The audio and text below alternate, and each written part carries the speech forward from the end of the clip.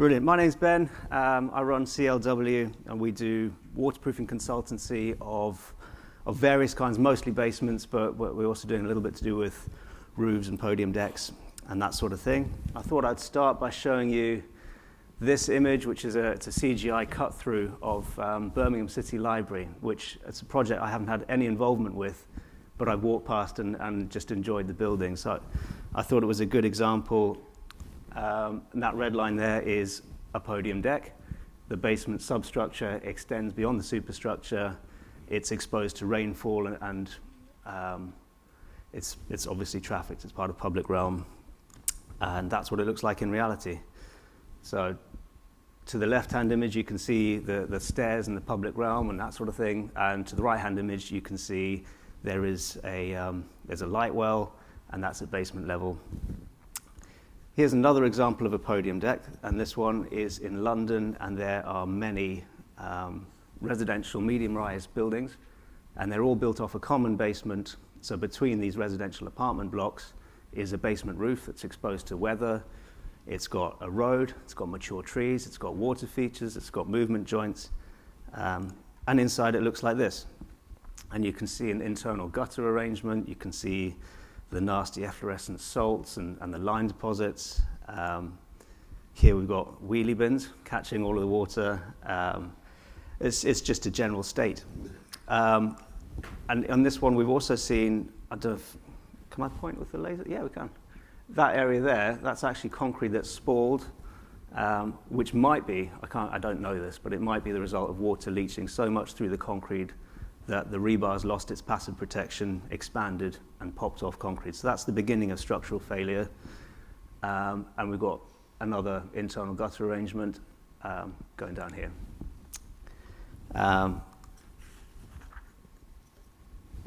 Oh, sorry. That's what it looks like above. So top right is just, you can see the road and very little build-up, bedding mortar paviers. To the top right, it looks like the movement joint hasn't made it through to the surface finishes, so you've got a very straight line. Bottom left is a slot drain.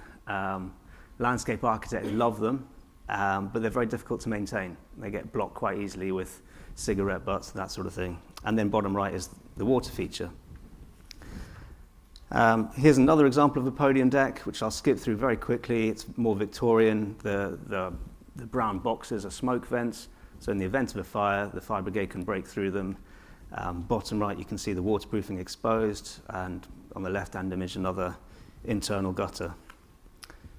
And here's another one. This one's in Birmingham. There's a gentleman pressure washing the podium deck. Bottom left image, it's a composite rib metal deck, so the corrugated steel is permanent formwork. Cast the concrete onto that, and that gives you your structural element. But the permanent formwork is quite watertight. So if there's a defect in your waterproofing, that concrete becomes very saturated for a very long time, picks up a lot of mineral deposits, and you get the stalagmites appearing in that right-hand image. And this is what this one looks like underneath. So there's some significant corrosion to the formwork here. And you've also got some significant damage to the fire protection around your steel structure.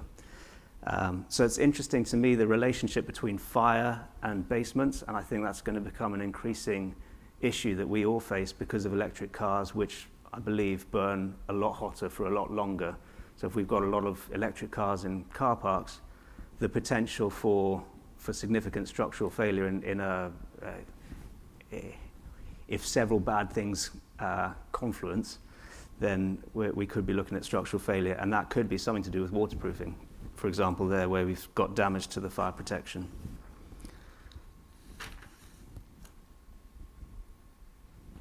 Sorry, I forgot to start my timer, so I don't know what time I'm on. So, what do we do about this? Well, if you want to get your podium waterproofing right, have a look at BS 8102, which has recently been revised. It's got a new clause 6.5, and I've distilled 4 key features out of that. And the first one is reinforced concrete, which James just mentioned. So if you want to get podium waterproofing right, choose reinforced concrete.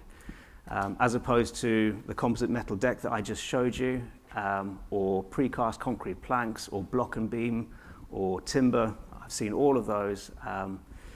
Reinforced concrete is much better because A, it's durable, B, it's dimensionally stable, and C, water doesn't track through it quite so easily. So lateral movement of water in a podium deck makes finding your defect in your waterproofing very difficult. If there was a leak in that roof right there, you would assume that the defect in the roof above is directly above.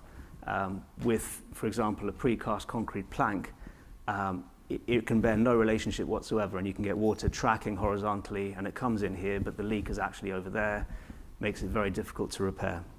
So number one, choose reinforced concrete. Number two, falls are required. So in British standard language, it's should, which means must. If you don't have falls on your podium waterproofing, it's probably a negligent design. And we really do need to achieve falls. There's a strong preference for achieving those falls by casting the concrete itself to falls. So rather than, you could use a screed to falls or tapered insulation, something like that, and achieve falls that way. BS 8102 would recommend that you cast the concrete to falls. Again, that's to do with lateral migration of water. Number three, fully bonded waterproofing. And again, this is about horizontal movement of water. If you've got a fully bonded waterproofing system on a monolithic substrate, the water should just be vertical rather than moving horizontally. That's not a necessity. You could use a loose laid system, but if you do, then you must use a permanent leak detection system. And I'll touch on that in a little bit. And then finally, drainage. So we need to have some drainage system on the podium deck, and in clause 6.5, that drainage must be on the waterproofing. And that's actually quite a contrast with some of the roofing standards where the drainage layer would be somewhat higher than your waterproofing layer. So I think we could see some nuance and challenges there. Essentially, if you're trying to get your U values from insulation outside your basement, but you've got a drainage layer between your insulation and your structure, you lose a lot of U value as water comes through and changes the temperature. So there are four things. What's so hard about this? Cast a deck in concrete and cast it to falls, and put some fully bonded waterproofing on it, and give the water somewhere to go. I'm supposed to be talking about design challenges. And the biggest design challenge that we face is this one. Who is doing the design? And historically, if you want to build a development, if you're a developer and you've got a lot of money and you want to build something, you go and find your architect or a project manager, you put together a design team, everyone in the design team has a scope, and the architect says, yes, sure, I'll make it look pretty, and this will be in my scope, but can we have a structural engineer, and they should do all of the foundations. And we tend to get this separation where the structural engineer is the lead designer from capping being down, and the architect's the lead designer for ground level up. And between those two things is no man's land, and I'm stealing that phrase from Michael Lowell in his webinar recently because it resonates. It's no man's land. No one really owns the design, and it's just this gap. And that's the biggest design challenge we have. And architects and engineers don't like risk, and they can kick the can down the road, and most bigger projects are procured and are design and build. So if we just put something on the drawing and pass it on, the main contractor will figure it out later when they tender for it. And that's the biggest challenge. The second biggest challenge is, well, who's going to build it? Because it doesn't fit nicely and neatly into any one person's package. The main contractor typically wants to put, you guys do this bit, you guys do this bit, you guys do this bit, and we'll coordinate all of it. But that doesn't work very well in podium decks. And I've got this little animation that my colleague made. Here's a picture. The grey line is secant piles, and the red is waterproofing. So on top of your piles, you need some waterproofing. And this is pre-applied waterproofing on the outside of the capping beam. Once all that's in, you can excavate your basement and put in some blinding. And at that point, you need to do some pre-applied waterproofing, perhaps, in this basement, which again is red. And then you could cast your floors and your walls. Once that's done, your basement's done, so you can then cast your podium deck. Ideally, you would cast that to falls. Once that's in, we would want to see the inside leaf of the ground floor wall being built. I'm going a little bit too quick, aren't I? There we go. And then you put some waterproofing onto that before you build your outside leaf of your ground floor wall. And once that's in, then we can put this green stuff in, which is supposed to be indicative of the drainage layer leading to a land drain. And then you can do all your landscaping and your finishes. Oh, and I missed out within that, when you put your door frame in, you're going to have your EPDM gaskets sealed against your waterproofing. So there's just a sequence. And the challenge there is that the main contractor is going to have somebody doing piling. So they have a piling contractor. But the piling contractor has to get the waterproofing done under the capping beam. So do you put the waterproofing in the piling contractor's package? Well, no, because now they've left site, and we've now got to do the pre-applied waterproofing to the basement. So do you put it in the concrete frame contractor's package? Maybe. And you'd want the concrete frame contractor to be very coordinated and cast the deck to falls. But before your brickwork contractor can really get going, you want just that little bit of waterproofing done there, which is the red, at that level. And then once that's done, you kind of want your civils contractor to be doing the land drain, and that's sort of connected to your waterproofing as well. And then you've got your fenestrations and your facade contractor. They need to put their EPDM down onto your waterproofing, so there's waterproofing in that package as well. And then finally, you've got your landscaping, and they might or might not trash all the waterproofing that's already in there. So waterproofing has to sort of weave its way through all of these different packages, and it's not as straightforward and simple for a main contractor to say, ground worker, you do the waterproofing. And that causes us a big challenge. So challenge number one is who's designing it, and challenge number two is who's building it. The solution may be that a waterproofing designer is appointed early, and that's one of the key things that's in BS 8102 that I like. Appointed to me is contractual language, so that's offer plus acceptance plus consideration. That is a contract. And that means that I've got a seat at the table, you're paying me, this is what I'm supposed to do, and if we have a big fat falling out, then I can walk off and be paid, and I'm okay with that. What doesn't work, in my own opinion, is somebody who isn't paid, and they don't really have a proper seat at the table, and in order to make their time worthwhile, they need to sell their product. And if a cost manager finds out that actually this is cheaper, then you're off the ticket anyway. So a waterproofing designer should be appointed.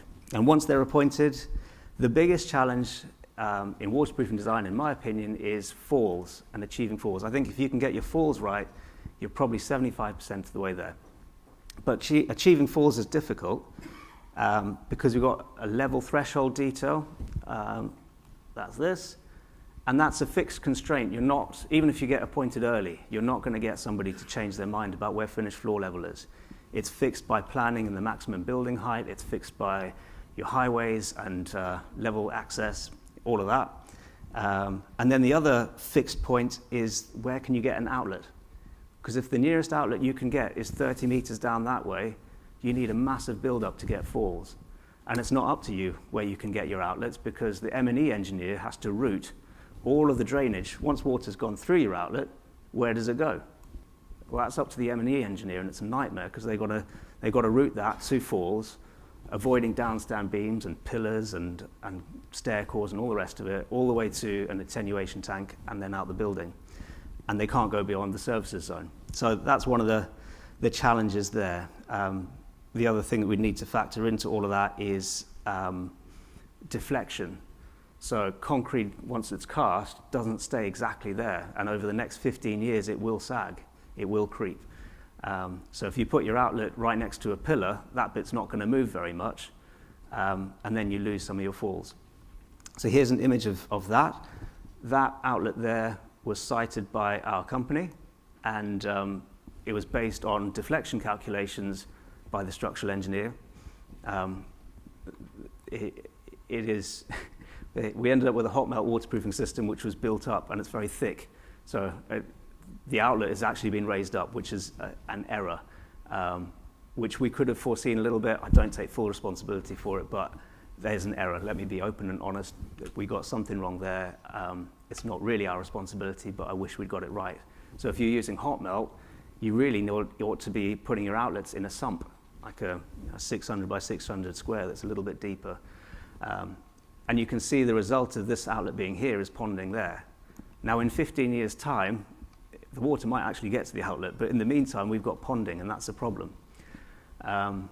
I also just wanted to point out we've got a MUP up there. We've got some timber, it's protective board. Materials have been stored here. It's very trafficked.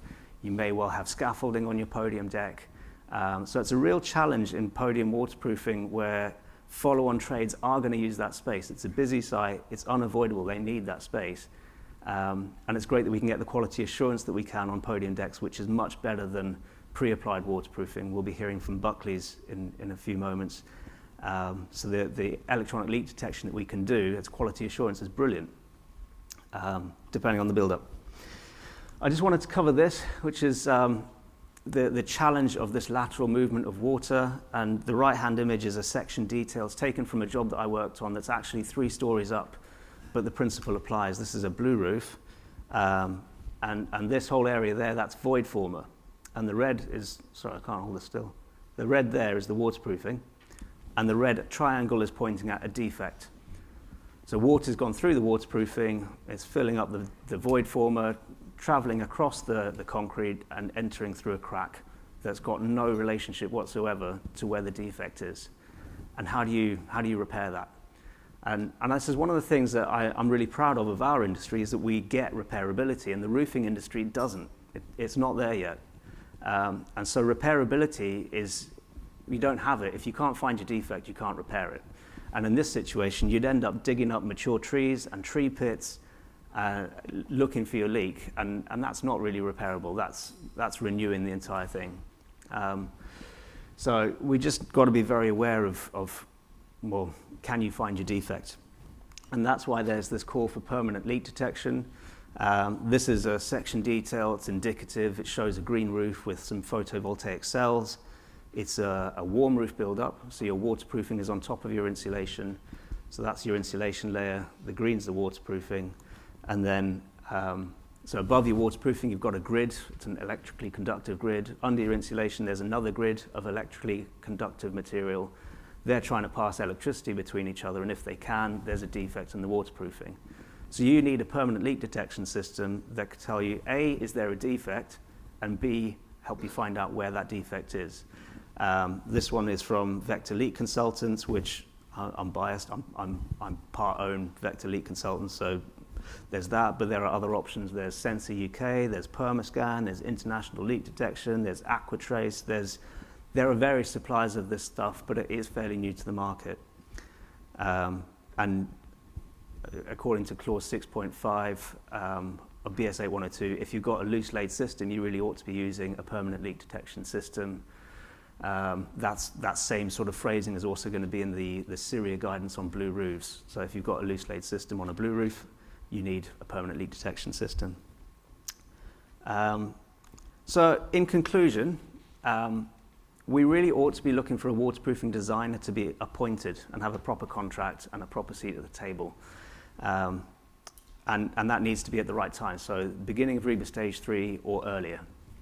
And I would just caution you, if you are looking for that sort of appointment, think of your figure and increase it, because the level of coordination that you end up doing is a lot. You know, we spoke about main contractor, civils, piling, structural engineer. You've got to coordinate a lot, M&E engineer, and then you wind up, if it's a big project, you wind up in a lot of meetings, and there are a lot of iterations, and it can be quite a challenge. But a waterproofing designer needs to be appointed.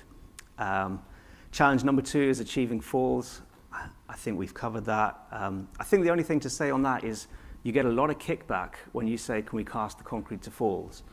And I'm not entirely sure why that is. I don't know if it's just cost or lazy structural engineers don't really want to do the rebar design again. But it really is possible. When somebody says, oh no, we can't cast it to falls, ask them how they're doing the ramp to get into the basement. And then the last one is site reality. We just got to be very aware of there's a good risk that this waterproofing is going to get damaged in the meantime, and just be well aware of what quality assurance can be done. That's it. Do I hand back over to you? Thank you very much.